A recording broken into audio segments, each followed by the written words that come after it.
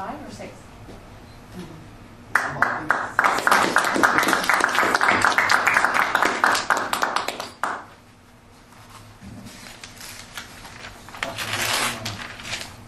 John, can you? Sure. Thanks very much. Fellow Toastmasters and guests, the subject of my talk today is tax fraud. I've been litigating tax shelter cases for the last 4 years and would like to share with you something that I've learned about tax fraud. Now basically tax fraud is very easy. It means someone who has an intention to evade taxes. But we'll have to look at our tax system because our tax system is based on honesty and on accountability, which means that every taxpayer has an obligation to conduct a diligent inquiry to establish what he's earned and then to make a good faith attempt in assessing himself and paying taxes. The tax fraud itself can be both criminal and civil. And there are 3 elements to tax fraud. 1, willfulness to try and evade paying taxes. 2, a tax deficiency, which means that you're paying tax on less than you should be paying tax. And 3, an affirmative act. Now there are 5 affirmative acts that can be tax fraud. Concealment, deceit, falsification, misrepresentation, and any other act designed to disclosing the proper facts.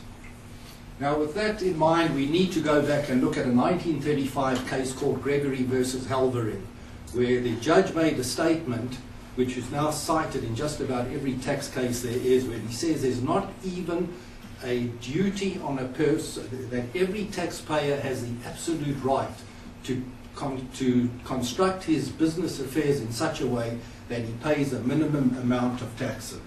And contrary to what Joe Biden says, there's not even a patriotic duty to pay higher taxes. So there are really 3 ways to reduce your taxes. The one is not to tax income at all. That's a type of case where people are hiding money in Swiss bank accounts. The second type of way to reduce taxes is to defer paying taxes.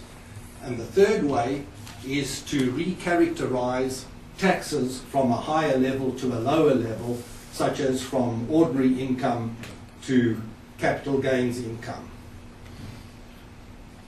Well, the first one I explained to you involved hiding money away, but the second and third categories deal with the only way you could really save taxes like that is by investing in a tax shelter, or what's euphemistically referred to as a tax strategy.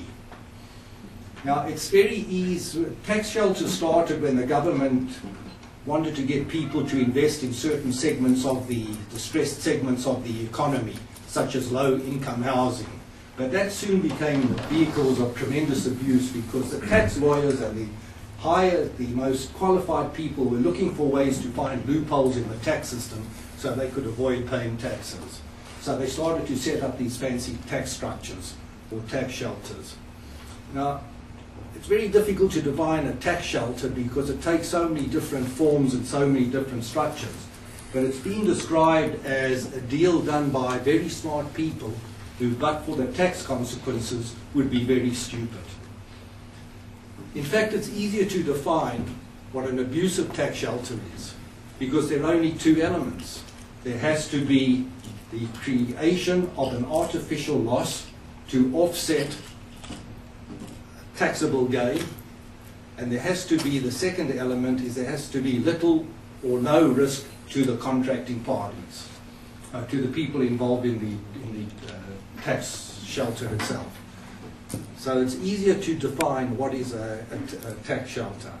Now the government has spent lots of energy, invested lots of energy in trying to find out, well, what is a tax shelter? And the courts have set up various tests. And most important test is that there has to be what's known as economic substance. In other words, you have to enter into a transaction, a deal, for purposes of making a profit. There has to be a profit motive. The second one is, does there have to be there has to be a proper business purpose. Without a proper business purpose, in other words, if you're just entering into a transaction because of the tax benefits you're going to get and not to make a profit, that's a tax shelter. In which case, the government can come after you both civilly and criminally. Now, I have, in conclusion, I'd like to say that it's very easy to recognize a tax shelter. If you bear in mind what I've told you today, you'll be able to see that, is there a profit motive? Is the transaction illusory? And most important of all, does it pass the smell test? Thank you. Can